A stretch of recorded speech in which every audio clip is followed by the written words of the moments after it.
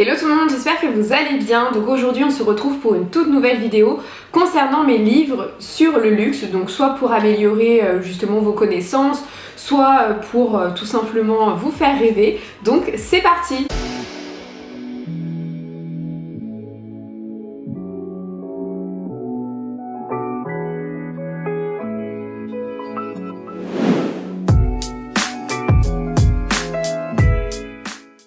Avant de commencer la vidéo, n'hésitez pas à me rejoindre sur Instagram puisque c'est vraiment là où vous avez en avant-première toutes mes actus, que ce soit mode, vintage, luxe, et en plus c'est le seul réseau finalement où on peut échanger ensemble, donc on se rejoint là-bas. Vous pouvez également me rejoindre sur 21 Buttons, je ne sais pas si vous connaissez cette application, mais vous avez le lien exact des articles que j'ai achetés. Et enfin vous pouvez évidemment me rejoindre sur YouTube, liker la vidéo, vous abonner à ma chaîne parce qu'on aborde des sujets très différents comme le luxe, la mode, le vintage, le recrutement. Je vous donne plein de conseils différents, donc on se rejoint ici. Concernant les livres de luxe, vous êtes très nombreuses et très nombreux à me demander sur Instagram: Mélissa, quel livre tu achètes, comment tu as appris autant de choses sur la mode, comment tu as fait, etc.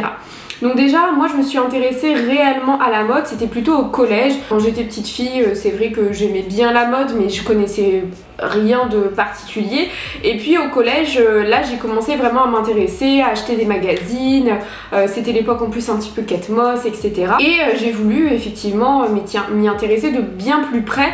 Et en plus je faisais du latin, et c'est vrai qu'en latin au collège, nous en tout cas la partie traduction elle était moindre. On avait toute une partie civilisation et surtout sur la mode. Et j'ai trouvé ça très intéressant, et c'est surtout que la mode que l'on retrouve dans l'Antiquité ou dans d'autres cultures, on retrouve également certaines pièces en référence à ces époques-là sur les podiums. Donc finalement tout est lié, et l'idée que la mode est un éternel recommencement, et bien c'est complètement vrai. Et donc c'est là que j'ai commencé vraiment à m'intéresser avec des livres. Je vais donc vous parler de livres plus anciens et de livres un petit peu plus récents, et il y en a pour tous les prix. Les livres les plus chers que j'ai achetés sont à 60 € et ça commence à peu près autour de 8 €, donc on y va. On commence avec ce livre, donc sur la maison Schiaparelli. Donc je vous ferai de toute façon une vidéo sur l'histoire de Schiaparelli parce que c'est pas très connu, et pourtant Schiaparelli c'était la grande concurrente de Coco Chanel. Et oui, les deux étaient vraiment rivales, et à l'époque c'était Schiaparelli qui était plus connu que Coco Chanel. Et puis après la tendance est bien évidemment inversée, puisque Chanel aujourd'hui, Gabrielle Chanel, bon voilà, c'est un must. Mais Schiaparelli c'est hyper intéressant, surtout que c'est une approche de la mode qui est vraiment sur quelque chose d'hyper néo-moderne, presque absurde. Et ce petit livre du coup m'a coûté 8 €, je l'ai acheté sur Amazon. Tous les liens de toute façon des livres seront en barre de description, donc n'hésitez pas à les regarder. Et celui-là, 8 €, il est hyper intéressant parce que on retrace vraiment toute l'histoire. Vous avez énormément d'illustrations. Donc dans le sommaire, vous avez les premières années, donc comment elle débute, comment elle commence, la maison Schiaparelli, donc à quel moment justement elle est sacrée en tant que maison de haute couture. Et c'est vraiment très sympa parce que ça vous permet vraiment de découvrir son univers, et franchement c'est une très belle découverte. Donc ce livre là je vous le conseille. Toujours dans la même collection, le petit livre 2. Donc toutes les collections le petit livre 2 sont à 8 €. Et là on est sur Prada. Donc c'est vrai que Prada c'est une très belle maison italienne. Et là on va vraiment retracer son histoire, les best-sellers, les pièces phares. Parce que le succès justement de Prada est arrivé avec la collection en nylon. Je sais pas si vous le saviez. Mais en tout cas dans ce livre là c'est vraiment un très bon résumé, un très bon condensé de l'histoire de Prada. Ça vous permet vraiment d'avoir une vision beaucoup plus précise très rapidement de Prada. Et pareil, je vais vous lire un petit peu le sommaire, et c'est hyper intéressant. Et donc là on parle justement de l'héritage, des premières années, de l'esthétisme de Prada, donc son image, Miu Miu qui fait partie du même groupe, Miu Miu qui est la petite sœur de Prada, Prada Homme, les collections millénaires, etc. etc. Pourquoi c'est important justement d'étoffer sa culture mode? C'est tout simplement parce qu'en entretien d'embauche, la RH ou le RH, on va vraiment vous poser des questions très précises, parce que dès lors que vous mettez une annonce sur la mode, on a énormément de candidatures. Mais on a plusieurs types de candidatures. Il y a des personnes qui veulent intégrer le luxe pour avoir les ventes privées, pour avoir les avantages. Donc forcément c'est pas le type de profil qui va nous intéresser. Évidemment que c'est un plus quand vous intégrez le luxe, c'est d'avoir évidemment des très beaux prix, mais c'est pas du tout votre objectif premier. La deuxième chose, on va avoir des personnes qui vous disent bah moi j'adore la mode, je veux travailler dans la mode, mais quand vous posez des questions plus techniques, il n'y a plus personne. Et donc il y a une différence entre aimer faire du shopping aimer regarder les magazines, etc. et avoir une connaissance pointue de la mode. Et nous, c'est le troisième cas qu'on va rechercher, c'est-à-dire quelqu'un qui a une très bonne connaissance en mode. Évidemment, vous voulez être comptable chez LVMH, on va pas vous demander une parfaite maîtrise de la maison.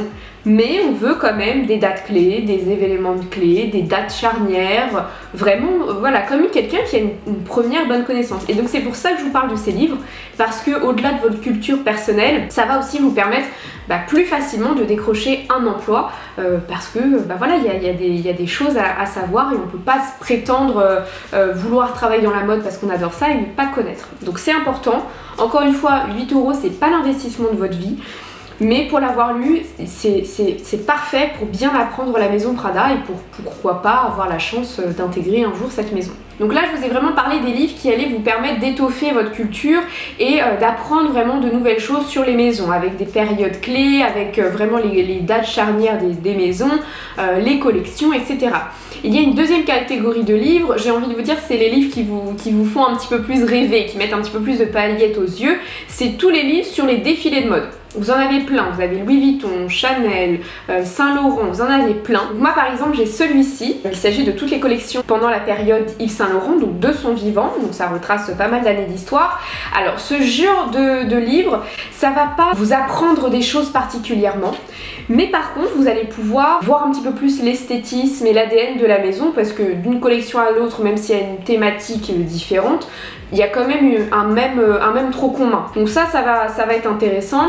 Après, ça va aussi vous permettre de voir quelles sont les grandes collections, parce que vous imaginez bien qu'en 60 ans de collection, les 60 années n'ont pas été iconiques, hein. Vous en avez certaines qui le sont, moins d'autres. Et donc là, ça vous permet justement de voir un petit peu les collections iconiques. Donc là, vous voyez, vous avez vraiment pas mal de photos. Il peut y avoir un petit peu de descriptif, mais on est plutôt sur des illustrations, hein, on est sur des photos d'époque.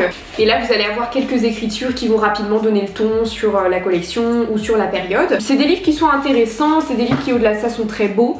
Après, si vraiment vous partez de rien et vous voulez tout apprendre, c'est pas le type de livre que je vais vous conseiller en premier, parce que comme je l'ai dit, il y a peu de narratif, on est plus sur plein de photos, donc si vous savez pas décoder les photos, et puis pareil, là on est sur plus de 1000 pages de photos, donc vous n'allez pas tout retenir par cœur. Moi je vous conseillerais plutôt de lire en premier un livre justement sur l'histoire de Saint Laurent, puis après, justement, regarder les collections qui ont été marquantes, qui ont été iconiques, notamment le smoking, etc., etc. Mais ça fait partie des livres justement les plus chers, puisque celui-ci est à 60 €. Après, ne tombez pas dans le piège de vous dire j'achète ce livre parce qu'il est magnifique, parce qu'il est beau, parce qu'il y a tous les défilés, je sais que je vais faire que de l'ouvrir, parce que généralement, en vrai, on l'ouvre pas tant que ça.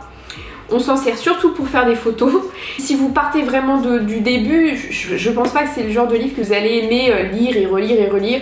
Donc il faut pas que vous dépensiez 60 € pour que ce soit uniquement un livre pour faire joli, qui vous sert de déco et qui ne s'ouvre jamais. Un autre livre que j'aime beaucoup, c'est un livre sur la maison Chanel. Donc moi j'ai jeté la première couverture parce qu'elle me gênait dans sa lecture, ça faisait que de partir. De toute façon je vous mettrai le lien, vous allez le retrouver. Et ce qui est intéressant, c'est qu'on parle vraiment des pièces iconiques de Chanel. Donc, alors à noter par contre que ce livre est entièrement en anglais, donc ça peut être justement un moyen de travailler sur votre anglais, mais sachez que c'est 200 pages 100% en anglais et on est parfois sur un anglais quand même technique. Mais celui-ci, donc ce livre là, est à 40-50 € et donc on parle du tailleur Chanel, donc notamment le tailleur en tweed, hein, qui est une pièce iconique, le camélia que l'on voit partout, donc la fleur iconique de Chanel, la partie bijouterie, la partie beauté et parfum et la petite robe noire, parce que effectivement, alors maintenant Guerlain a posé la petite robe noire, mais la petite robe noire vient de chez Chanel, hein. Tout d'abord c'est vraiment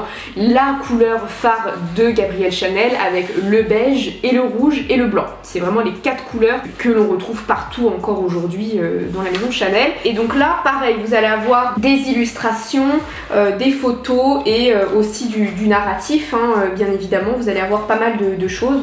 Vous voyez, on a toutes toutes ces thématiques, pas mal de photos et pas mal de descriptifs également. Et j'ai trouvé ce livre très intéressant. Toujours dans la même thématique justement, on va parler de pièces un petit peu iconiques. Donc là on est sur la chapellerie de Dior. Donc la chapellerie, donc chapelier, donc les chapeaux. C'est vrai que dans les défilés Dior, le chapeau, la chapellerie a une importance cruciale. Tous les mannequins, si vous regardez, ont soit un bob, un béret, un couvre-chef, une casquette. Donc c'est très important pour déjà à l'époque de Christian Dior cette coiffe. Puisque je ne sais pas si vous le savez, mais avant une certaine époque, donc l'époque de l'avant-guerre, il était interdit pour une femme, également pour un homme et pour une femme également, de partir et de sortir de chez elle sans couvre-chef. Vraiment, c'était assimilé à la nudité, il fallait absolument se couvrir les cheveux. Maintenant, non, on a les cheveux détachés, on fait ce qu'on veut, mais vu que Christian Dior justement date de toute cette époque-là, on retrouve cette idée de couvre-chef, de chapeau. Mais en tout cas, pour revenir à ce livre-là, très intéressant, bah là c'est l'époque Galliano, hein, on reconnaît tout de suite son style, sa patte. C'est très très joli, vous avez de belles illustrations, pareil, vous avez beaucoup de narratifs qui racontent l'histoire, qui racontent le pourquoi, le comment, donc avec qui Christian Dior a travaillé, donc hyper intéressant ce livre. Pareil, je l'ai reçu en cadeau pour mon anniversaire, donc ce livre-là coûte une 60aine d'euros. Chez Dior, vous avez un autre livre que je vous conseille beaucoup, qui est souvent en rupture de stock et qui là doit encore l'être, c'est Christian Dior, le créateur de rêves. Pourquoi? Parce que ça va vraiment retracer l'histoire de Christian Dior, de ses débuts jusqu'à sa mort et donc après la reprise par Saint Laurent pendant quelques années, etc. Donc je vous ai déjà fait de toute façon une vidéo sur l'histoire de Christian Dior, mais ce livre-là est très bien fait, très bien structuré et il est tout le temps en rupture. Donc n'hésitez pas à activer la cloche sur le site Dior parce qu'en plus quand vous commandez un livre chez Dior, vous avez le super packaging avec le sac, etc. On va passer maintenant aux livres qui vont retracer toute l'histoire de la mode au global, que ce soit pendant la période antique, pendant la période d'Égypte ancienne, jusqu'à maintenant, parce que comme je l'ai dit, c'est un éternel recommencement. Donc dans les livres que je pourrais vous conseiller, vous avez l'histoire du luxe en France. Pareil, je vous mettrai le lien en barre d'infos. C'est vrai que la capitale de la mode se situe en France et à Paris. Donc justement, ça vous montre pourquoi la France est connue et reconnue à travers le monde pour ça. Et notamment, il y a un écrit de Montesquieu qui m'avait marqué, c'était concernant la mode pendant la Renaissance, avec la fausse mouche, avec les perruques de plus en plus hautes. Et donc ce livre est vraiment très bien parce que ça retrace tout cela. Mais la mode française s'est inspirée d'énormément de cultures et d'époques. Donc vous avez le grand livre du luxe qui est hyper intéressant parce qu'on parle justement de cultures très différentes, de culture africaine, de culture d'Europe, etc., etc. que l'on retrouve bien évidemment sur les podiums. Par exemple, quand on parle de la collection Dior J'adore, avec les colliers un petit peu comme les femmes girafes en Afrique, bah vous voyez, ça s'inspire pas de la culture française. Et donc c'est hyper intéressant, on retrace tout cela, on fait un parallèle en fonction des années, et pareil, ce livre-là, de mémoire, il est pas très onéreux. On est sur un livre à 25,90 €, donc c'est abordable et ça va vraiment vous permettre d'avoir une culture très étoffée sur la mode. Je vous conseille vraiment ce livre-là parce que ça va vous permettre d'avoir une culture pointue. Autre livre qui peut vous intéresser, alors là c'est vraiment surtout pour les étudiants ou ceux qui souhaitent juste travailler leur culture générale, c'est le luxe et le développement durable. Parce que là on parle vraiment de l'ancien temps, qu'est-ce qui s'est fait, qu'est-ce qui s'est passé, mais quel est l'avenir? Parce que le luxe aujourd'hui est pas mal secoué par plein de choses, il doit s'adapter en son temps, et notamment le développement durable, l'écologie. Donc ça nous explique un petit peu que doivent faire les marques de luxe pour ne pas mourir, pour ne pas s'éteindre. Donc pareil, c'est un livre qui peut être intéressant. Donc là on est sur un livre qui est un petit peu plus cher, on est à 28,30 €. Encore une fois, il est moins nécessaire que les autres, mais il est intéressant pour comprendre ce qui se passe en ce moment et l'avenir. Moi concernant l'histoire du luxe, j'ai ce livre-là qui s'appelle Les secrets du luxe, qui va retracer justement toute l'histoire de la mode et du luxe en France depuis 1661. Donc 1661, c'est le règne de Louis XIV, parce que Louis XIV a fait énormément de choses pour les arts, pour la danse, pour la mode, que ce soit au niveau du théâtre, au niveau de la danse, c'est le créateur de la danse classique, au niveau vraiment des tenues, parce qu'il avait à chaque fois des tenues hyper travaillées et sa cour se devait justement d'avoir de très belles parures, de très belles toilettes, et c'est un petit peu lui qui a fait que la France est la capitale de la mode. C'est un livre qui vous permet vraiment de comprendre un petit peu plus la mode à la française et pourquoi notre culture est si mise en avant concernant la mode. Et d'ailleurs John Galliano, qui est italien mais qui a intégré intégré la maison Dior, et ben il a vraiment voulu reprendre justement cet esthétisme royal, un peu de monarchie dans les défilés Dior avec des choses presque costumières. Donc vraiment hyper intéressant, je vous le conseille. Ce livre là de mémoire je l'ai acheté 39 €. Pareil, je vous mettrai le lien.